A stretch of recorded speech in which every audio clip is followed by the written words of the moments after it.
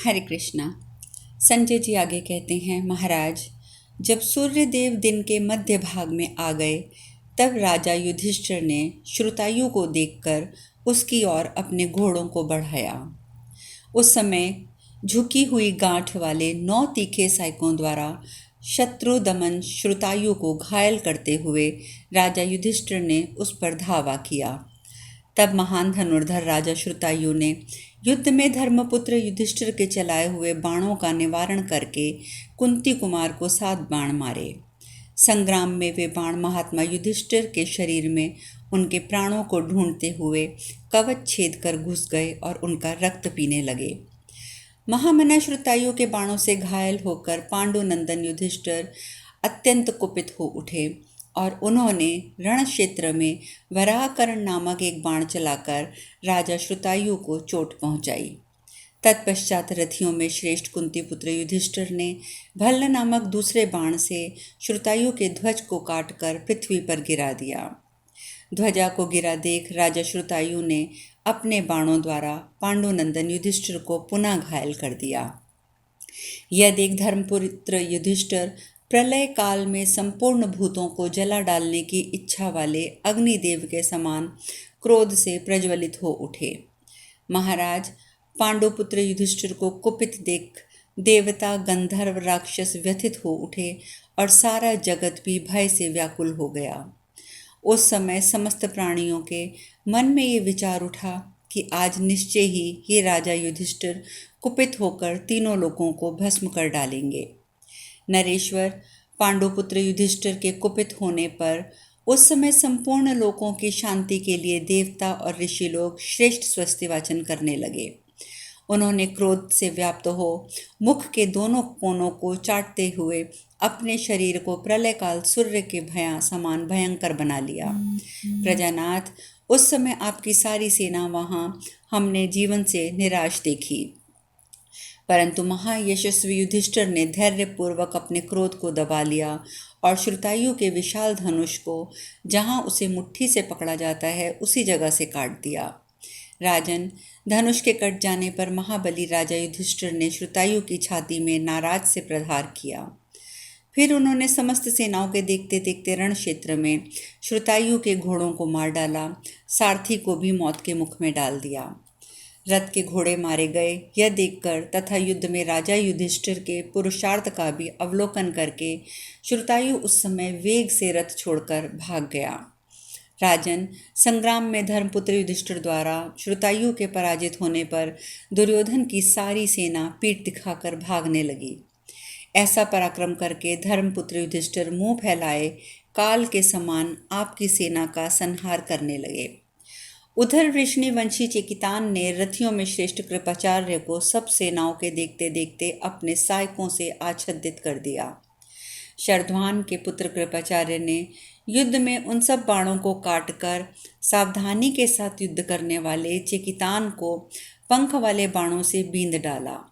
आर्य फिर दूसरे भल्ल से उसका धनुष काट दिया और अपने हाथ की फुर्ती दिखाते हुए समर में उसके सारथी को भी मार गिराया।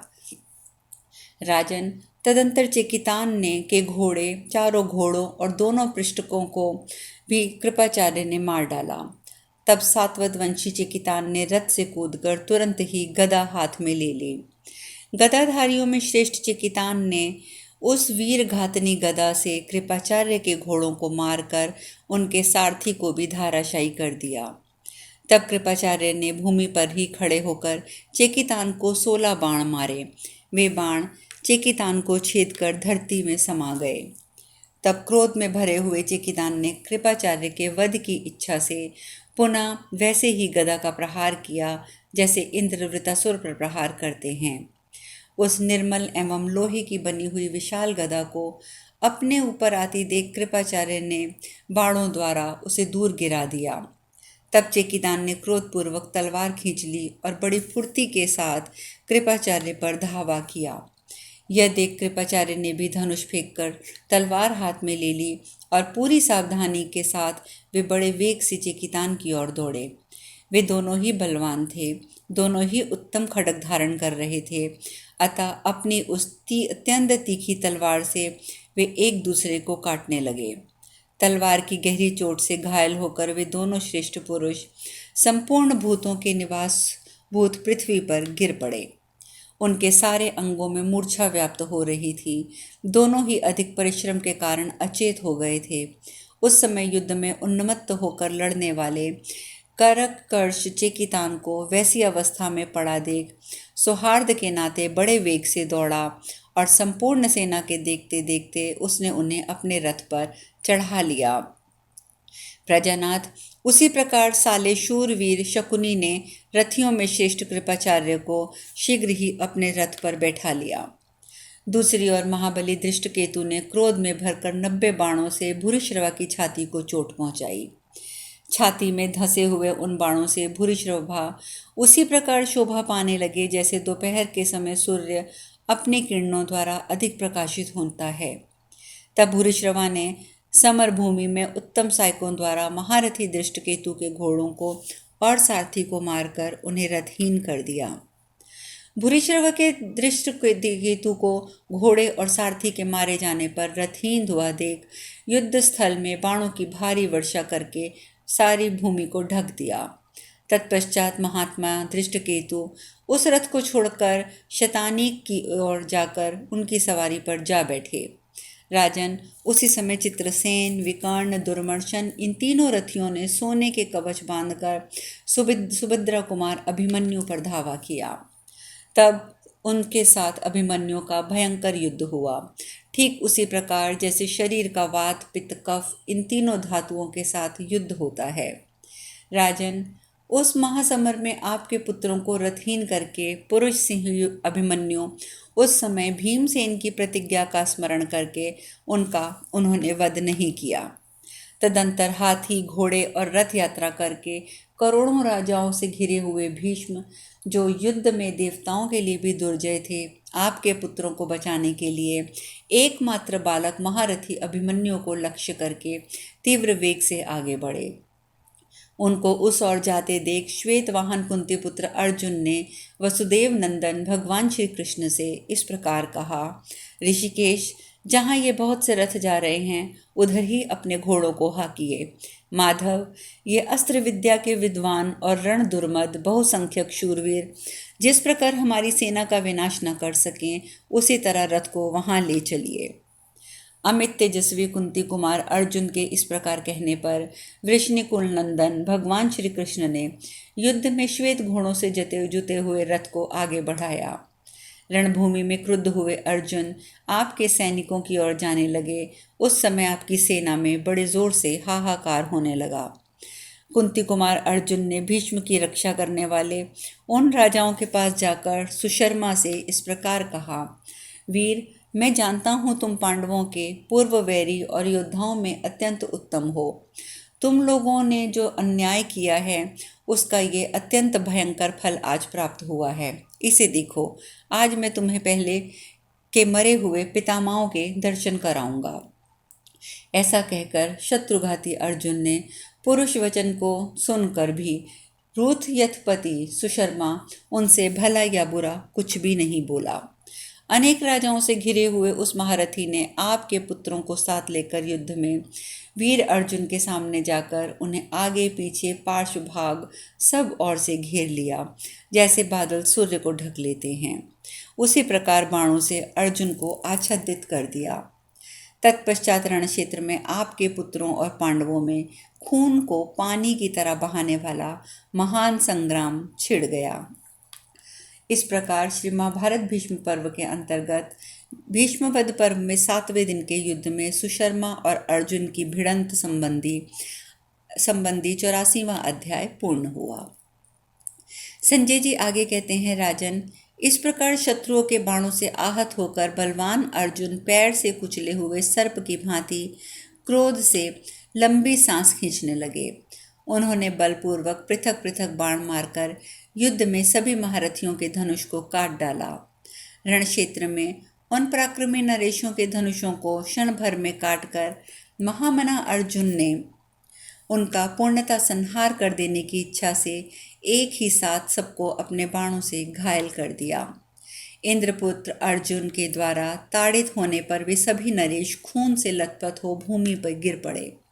उनके अंग छिन्न भिन्न हो गए थे, मस्तक कटकर दूर जा गिरे थे, कवच और शरीर के टुकड़े टुकड़े हो गए थे और इस अवस्था में पहुंचकर उन्हें अपने प्राण खोने पड़े थे। पार्थ के बल से अभिभूत होकर वे विचित्र रूपधारी राजकुमार एक साथ ही गिरकर पृथ्वी पर नष्ट हो गए। उन राजपुत्रों को युद्ध में मारा गया देख त्रिगर्त सुशर्मा ने रथ के द्वारा अर्जुन पर आक्रमण किया। उन राजपुत्रों के रथों के जो दूर दूर से 32 पृष्ठक रक्षक थे, वे भी सुशर्मा के साथ ही अर्जुन पर टूट पड़े।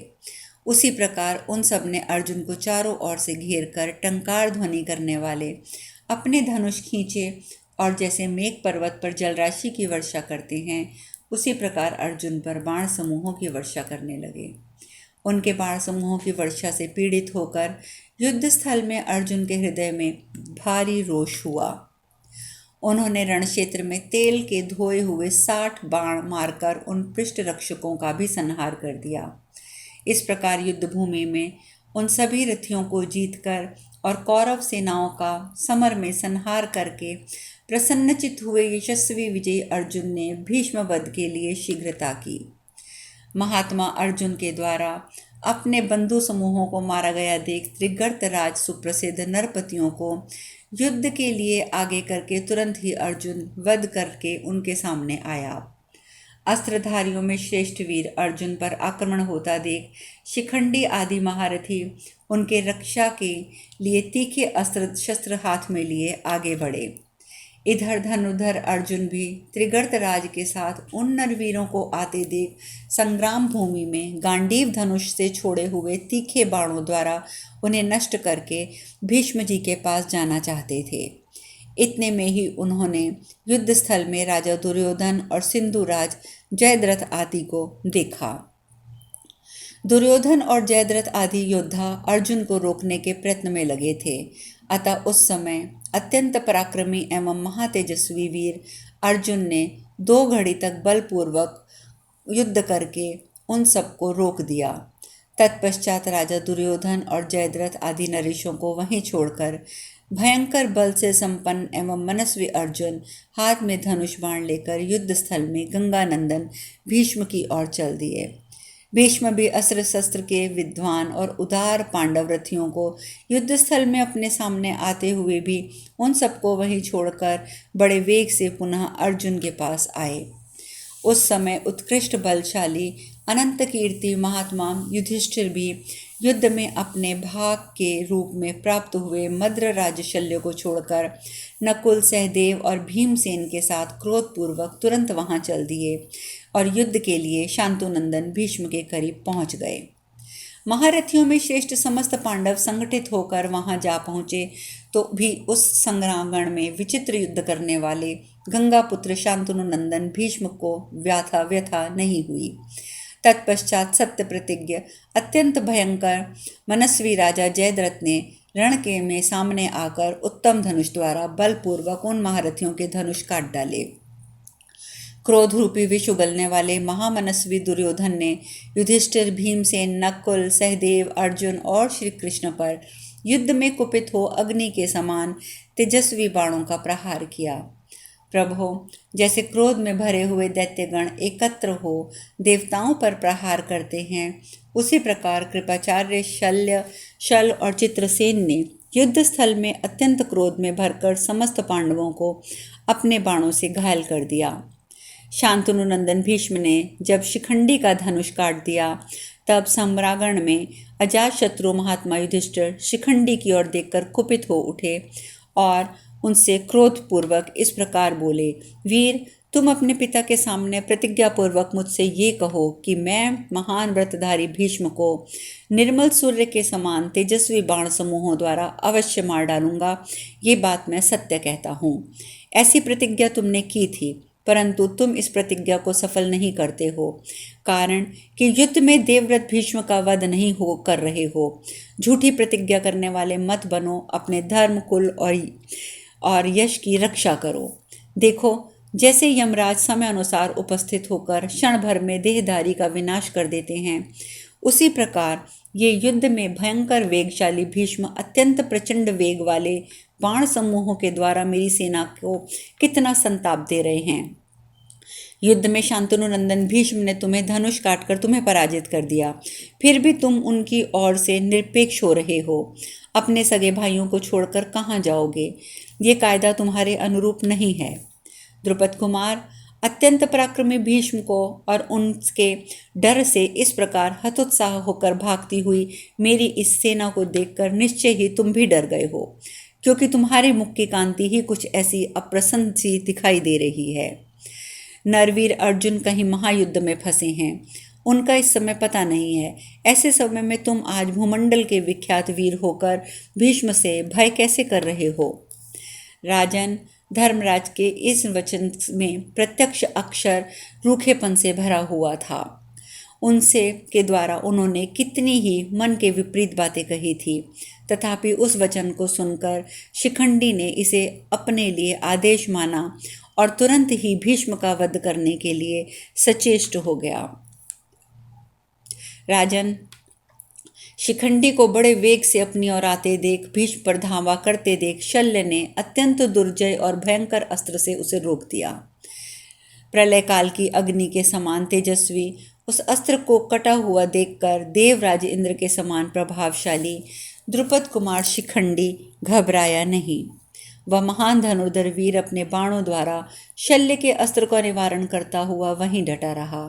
फिर शिखंडी ने शल्य के अस्त्र का प्रतिघात करने वाले अन्य भयंकर बाणास्त्र को हाथ में ले लिया। आकाश में खड़े हुए देवताओं और रणक्षेत्र में आए हुए राजाओं के ने देखा शिखंडी के दिव्यास्त्र से शल्य का अस्त्र विदीर्ण हो रहा है। राजन, महात्मा एवं वीर भीष्म युद्ध स्थल में अजमेर कुल नंदन पांडुपुत्र राजा युधिष्ठिर के विचित्र धनुष और ध्वज को काटकर गर्जना करने लगे। तब धनुष बाण हाथ फेंक कर भय से दबे हुए युधिष्ठिर को देखकर भीमसेन गदा लेकर युद्ध में पैदल ही राजा जयद्रथ पर टूट पड़े। अब शेष कथा कल। हरे कृष्णा।